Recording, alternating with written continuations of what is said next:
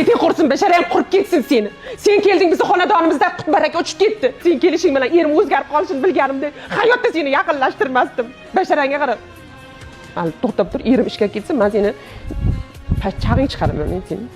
Hey, kimga gapiryapsan? Mana o'ziga gapiryapti. Turishini qarang buni. Bir xonaga yarashmagan, uyimizga, dadasi. Sendan ham chiroyli. Ey, kakana, yuruding eshak aravada. Xotinjon, quling bo'lay deb. O'zi onam aytdi. Eringga mashina berma, o'zingga kundosh olasan, dedi. Mana onam gapiga quloq solmabman. Dadasi, ukam to'y qilyotdi. Shunga bitta ko'ylak olib bering. Mashinaga chiqa olishim kerak. Tort qo'lingni. Menga ham chiqa olib bering. 10 yildan beri enamni chiqa olib kiyib yuribman bunday bo'ldi. Sendan piyoda hidi keladi. Tort qo'lingni, mashinaga ham o'tirib qolar hozirda. Ana ko'rding, hammasi kim tufayli bo'ldi. Kechki osh damlab qo'y. Bestoningiz damlab bersin, oshingizni. Ko'p gapirma, javobingni ber mana.